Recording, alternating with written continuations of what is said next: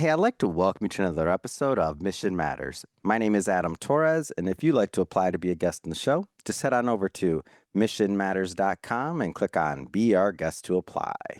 All right, so today we have Mohammed Cater on the line, and he's a Cambridge AI researcher and fintech CEO. Name of the company is AQM Squared. Mark, welcome to the show. Adam, thanks for having me. All right, so we got a lot to talk about today. So, definitely want to get into this. So, why AI should augment human intelligence, not replace it? I mean, I'm loving these AI conversations, but before we get into like present day, you've been working in AI for a long time, since the 90s. I mean, tell me about that. Yeah, I started in '94. I was studying engineering at the time, focused on medical engineering, and I came across a book that was talking about something called artificial neural networks. And people were still kind of in the dreaming, kind of that loose dreaming phase of, hey, listen, we can make computers think like human brains, but the computing power is not there yet. What Mm, languages we going to use? How are we going to model the human brain?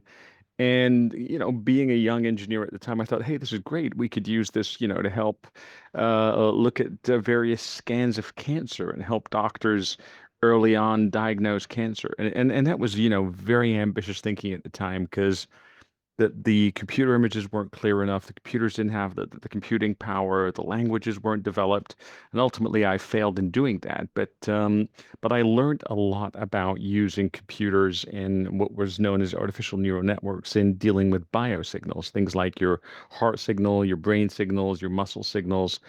And if, like, kind of 5 years later, I developed a system that was helping doctors diagnose apnea, which is sort of when you stop breathing, during your sleep. And it was incredible. And ever since then, I've been working in the AI space using various kinds of models to look at various types of signals, whether they were biosignals or now my company works in signals coming off the stock market to help human beings make decisions. mm. Let's before we get further into the overall topic and kind of your thesis around why AI should augment human intelligence, briefly tell me about AQM squared, please. So, AQM Squared is a company that builds stock trading systems, Mm, and it is focused on looking at capital markets, looking at the way companies sort of operate on the stock market, and analyzing them to build portfolios that are incredibly successful. mm, We have our own actively managed certificate, which is a bit like an exchange traded fund. It's mhm, listed on the Luxembourg Stock Exchange, and it's operated by an AI system that augments human traders. And currently, it's beating the market mm. by a lot. So that's really our main focus. Man, it's exciting, isn't it? Yeah, Like it's I it's can't. it's I'm just trying to great. picture what it's like, Mark, to be like looking at all these developments from your eyes, like from early '90s. I'm trying to think. '94, was this like dial up? I'm in my head. I'm trying to picture what It was was. happening when It you was. I started. mean, it was. The internet was something that we talked about and dreamt about getting into our homes. You were still, in order to put Windows 95, which would come out a year later onto your computer, you had to use 40 floppy disks. And it was a very Yeah. different time, Adam. It was a very, very different So time. to go from there to what you just described with AQM squared, like I'm thinking early 90s, was I still impressed by like a 30-minute d delivered Domino's pizza? I don't remember. No. Like, that might have been I like think I the think I think I'm still impressed with a 30-minute Domino's delivery pizza. Oh my gosh. Uh, So from your vantage point, like seeing this, over the last decades, when you're known for this thought process around like how AI should augment human intelligence, not replace it. Tell me more about that and kind of why that's your positioning. Look, I mean, I don't think AI will ever replace humans, right? I think humans who use AI are going to replace humans who don't. And and, Oh, and that's a AI good way. is really just extremely good at pattern recognition at the moment and routine cognition work. But it's still narrow, it's brittle. It doesn't have a real world understanding or common sense. And this doesn't work well when you're in a situation that's messy and has high stakes. Mm, It goes without saying, AI has no consciousness. It has no genuine emotions. It can't truly care about people or outcomes. And that's fundamental for leadership. It's fundamental for trust. It's fundamental for a value-laden decisions, which, when you think about it, are the core of what makes humans humans. And if you take a deeper look at real innovation, that's coming from humans who have lived, right? They have experience, they have Mm, purpose, they have willingness to question the data and the system itself, and not just recombine like past patterns in the way that the AI does. And, you add on top of that the legal and ethical constraints. You add on that the aspects of justice, security, healthcare, economic policies, and societies continue to demand humans that are accountable. You can't blame it on the machine. You can't turn around and go, "Hey, the black box made the decision for me," you know? So all these things are just keep pointing to the fact that AI cannot, will not replace human beings. And work, if you look at it fundamentally, it's a social construct. It's not just about a list of tasks, right? It's not about AI walking in and automating activities. What happens when all of that is done? What happens if all of that gets done? A lot of us are sitting at home. That social mm, construct's not going to work. Who's going to buy these great products that AI is making when none of us got purchasing power? So I actually don't think this is where AI should be taking us.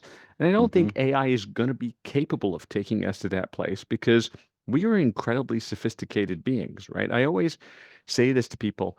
AI, between inverted commas, thinks fast, but humans think deep. And mm, fast thinking has never been a trait of wise people, right? Deep thinking, mm, absolutely. Fast thinking, never a trait of wise people. So effectively, AI is going to help make things a lot faster for us, maybe a lot simpler for us. And I think mhm. that's just going to enable us to tap more into our humanity. So not replacing us, but probably Yeah. just making us even more human. Yeah.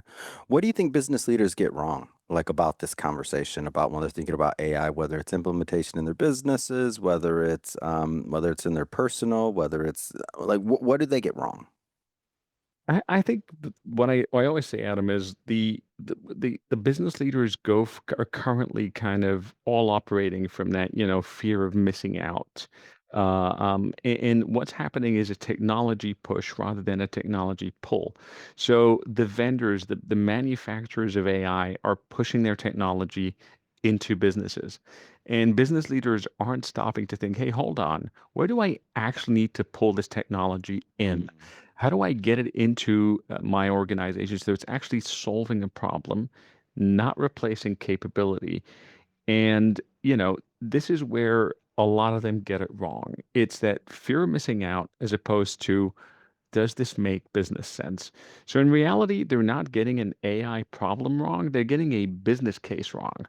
And mm, that's what I'm constantly observing in a lot of the organizations I go in to help. I have to stop and go, okay, guys, I get it. You want AI, you want it now, it's hot, it's great, but why? What's it mm, doing? What's the impact of this on the long run? What's the impact of this on the short run? How is this impacting your core capabilities? Are you replacing humans with dashboards? Are you just traveling really fast in the wrong direction? It's going to cost you double the cost to come back. So these are all really important questions that I have to ask CEOs. I have to ask business leaders when I walk in, and usually when you're there and you get that moment of silence, you get that deep thinking. yeah. A lot of great decisions are made about AI, but they're business decisions and not technology decisions. Hmm. Yeah, and and also like I like what you're talking about, and I'm using a slightly different word, but it was the same thing you were mentioning, but just resource like human capital or the resources of the human, the brains you're already employing. That's what I always say.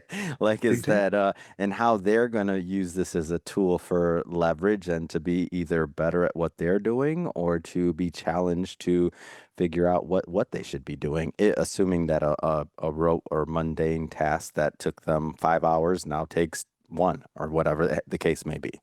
So that becomes Absolutely. interesting, unlocking that human capital. A thing. I couldn't agree more. Yeah. So I'm going to do a little timestamp for us here on this. June 18th, 2026, we're recording this. You look back in 5 years and you're looking at this and you're making some predictions right now, Mark. Where do you see the market going for AI? Like what excites you right now?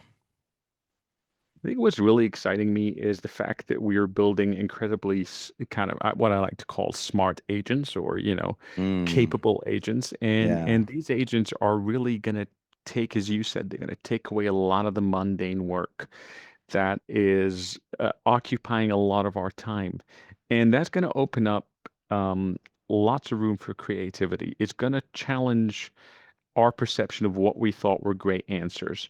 It's going to challenge our perception of what we thought were the right answers. And I think that's just going to open up a whole domain of innovation for the next generation. That's going to be incredible. And I'm hoping that that's going to really improve our lives in ways that we've never seen before. Mm, Of course, this needs to be regulated, and this yeah. needs to be very carefully observed. And we got to make sure that we're not, kind of falling victim to the hype or the fear mongering of the manufacturers of this technology. And we got to be careful with the environment, because I keep saying this: AI is no longer a technology problem, it's an infrastructure problem. It's impacting our, electric grids, it's impacting our water resources, it's impacting our carbon footprint. It's impacting things like our educational policies. So it's going to be a big part of our infrastructure. And we really have to stop and think about how this is going to impact our humanity. But if we get it right, it's going to be an incredible opportunity for innovation. It's going to be an incredible opportunity for us to challenge everything that we thought we have or had, or was the right answer, or was the best way to go, because Mm, suddenly we've got so much capability to get things done. If we don't do that, I mean, I don't sit here and go, hey, this is going to be catastrophic, but it's yeah. going to have a lot of terrible impact on the environment.